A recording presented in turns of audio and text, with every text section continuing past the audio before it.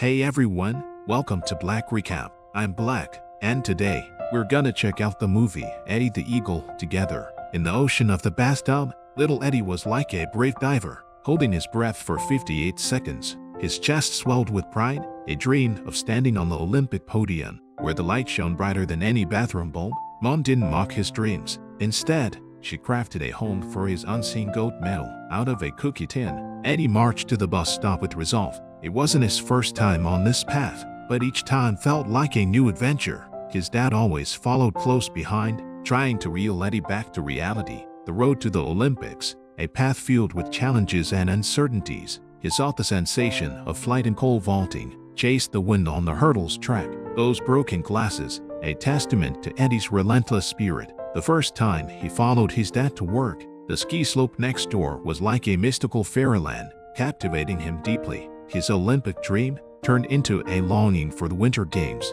Eddie's silhouette on the ski slopes became a part of the landscape there. As time went by, he earned some accolades, though they weren't enough to stand him on the Winter Olympics podium. They were the fuel that kept him moving forward. Eddie's name echoed through the halls of the Olympic Committee. They said he didn't have what it takes, a man without talent, doomed never to reach that golden peak. Such words snuffed out the flame of passion Eddie had nurtured for years. The skateboard that had been his companion through countless days and nights. He set it aside in silence whenever the fervent commentary of the Olympics blared from the TV. That long-buried passion still surged in his heart. Those feats defying gravity, the courage that gambles with life itself, always stirred waves in his soul. He decided to seek answers at the British Olympic Committee himself. Britain had never had a team like him. The national record was decades old. When Eddie learned all this, excitement sparkled in his eyes. Maybe he alone could be Britain's only team. Clutching the snowboard that once let him soar, he stood again at that familiar station, waiting for a train into the unknown. And his father, no longer the guardian, but the one who sends him off. Eddie, with his dream that nobody believed in, set off on a journey to Germany, his heart brimming with hope for the ski jumping camp. Standing before that towering jump that pierced the sky, he was filled with awe. The brave athletes, like free birds, challenged the limits of gravity. Eddie wanted to soar like them in that boundless sky, but reality can't be harsh. His savings turned to dust along the way. Eddie sought a bit of warmth in the storage room of a cafe. No comfy beds there, just him and his steadfast dream. Eddie stood out in the lady owner's quaint shop, a woman whose grace time had faded. Learning of Eddie's past, she said this place had been the starting point for many skiers. Hope flickered in Eddie's heart. Eddie started with the 15-meter jump, a piece of cake for him, but standing atop the 40-meter giant, ready to show his stuff on the slide. His heart was a raging sea. He didn't know how to dance in the air, let alone land with grace. Eddie hit the ground. Pain and defeat etched across his face. The lady owner said he needed a coach's guidance, but Eddie's pockets were empty. He couldn't afford a coach's fee. All he could do was try and try again, alone, searching for answers in the cold snow. His perseverance was touching, but his awkwardness broke your heart. Even the snowplow guy couldn't help but tell him to quit. In the lady owner's little shop, Eddie heard a shocking secret. That silent snowplower, Bronson, was once a legend in the skiing world. His skills were unmatched, but cruel fate knocked him from the top. One failure cost him everything. Drowned in alcohol, forgetting the glory days, Eddie tracked down Bronson, hoping the former champ could be his guide. But Bronson's heart was already frousing over. He turned down Eddie's plea. When Eddie stood on the ski jump again, witnessing a top athlete's blunder, it was like a nightmare, piercing everyone's heart. Bronson reminded Eddie coldly from the side. Even the world's second-to-best couldn't dodge the fate of a fall. Eddie seemed to lose even more hope, but inside, an unyielding flame burned. He refused to accept failure as the end. On a night devoid of starlight, Eddie found Bronson again, lost in his past glories. Bronson's words were clouded with worldly cynicism. He told Eddie to chase those fleeting joys. The other athletes laughed, their words like icy blades, stabbing into Eddie's heart. Bronson's anger flared, but under alcohol's sway, his strength ebbed away, collapsing on the cold ground. In his moment of unconsciousness, only Eddie stood by him, sheltering him with sincerity and care. Eddie's persistence and innocence finally touched Bronson's heart. He decided to start Eddie's real training. He taught Eddie how to lift his skis, how to spread his wings in the air, that former skiing superstar, stepped out of his seclusion onto the outdoor stage. His arrival stirred a buzz. People flocked, maybe to catch a glimpse of his glory,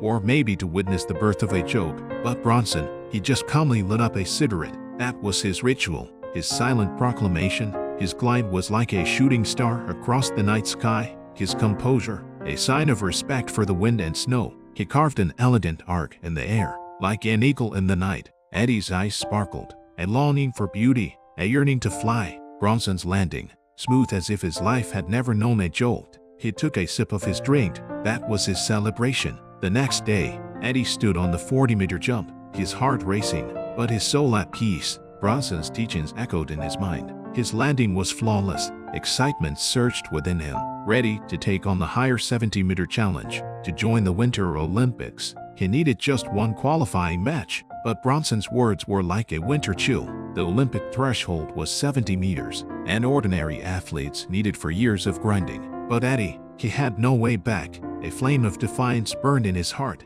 determined to prove his worth to the world. But standing before the daunting 70-meter high jump, it truly felt the terror of the height. His leap, full of courage, yet lacking in skill. His landing, not the kind to be remembered for its grace, but rather a painful clumsiness. Eddie was rushed to the hospital. Fortunately, his life was not in danger. In the hospital's quiet, Bronson's gaze fell on a worn biography. Bronson's past glories forgotten by time. The book praised him as a naturally gifted athlete, but also as a disappointment to all, because Bronson never truly understood. For an Olympian, it's not talent that matters most, but the belief to never give up. Like a lighthouse flickering in the dark, illuminating the fog in Bronson's heart. Perhaps by helping Eddie surpass himself, Bronson could find a new satisfaction, an answer to calm the storm inside. Eddie's resilience was born from pain. His gaze cut through the fog of fear, determined to strut his stuff in the adult championships. Just one graceful leap and landing, and the Olympic gates would swing wide open for him. Under Bronson's careful tutelage, Eddie rose like a phoenix from the ashes. His inner fear slowly turned into strength. The day of the adult championships finally arrived. Eddie stood on the platform, his eyes steady, unshakable as a rock. His 34-meter jump not only shattered the British record, but also symbolized the courage in Eddie's heart. Full of hope, he approached the Olympic Committee, only to find the bar had been raised to 61 meters. But in Eddie's heart, there was no turning back. He was set on competing in the European circuit, despite his father's protests echoing the family's plight. His mother's support was as warm as the sun. She quietly handed her savings to Eddie, letting him drive the family van, heading towards the stage of his dreams. Eddie finally embarked on the journey with the national team. Though his peers acted as if he was invisible, the Olympic Committee's threshold seemed insurmountable. But in his mother's eyes, Eddie was already a king without a crown. She handed him the cookie tin for medals, a symbol of her trust, her expectations. With his mother's blessings, Eddie traveled to Calgary, Canada, to participate in the Olympics he had long dreamed of. As the ski jumping event approached, everyone's hearts were in their throats. Bronson and the lady owner glued to the TV screen, their breaths seemingly paused. But Eddie was the picture of calm. He soared off the jump, like a free bird cleaving the sky. His landing marked a 60-meter achievement. Though it placed him last, for Britain, it was an unprecedented record. Amidst a mix of glory and shame, Eddie chose to dance alone, flapping his wings, twisting his body, leading the crowd's cheers and laughter. He might have been seen as the clown of the event, but his spirit was the stuff of legends. Eddie might be distanced by Britain for this less than glorious feat. Journalists might mock him, calling him not Eddie the Eagle, but Eddie the Penguin. Bronson's voice echoes from afar, telling him to give up this unrealistic dream. But Eddie knows, even if the whole world is disappointed in him, he must fight for his dream. Every step Eddie takes becomes a bright spot in the media frenzy. His unconventional moves become the talk of the town. Under the spotlight, every soul awaits his next leap. His decision is firm and clear, to take on the 90-meter challenge. In his eyes, you can see the interweaving of hope and fear, the teary glimmer of a dreamer. Eddie stands alone before the towering 90-meter ski jump. Filled with confusion, he asks himself, why cling to the Olympic stage?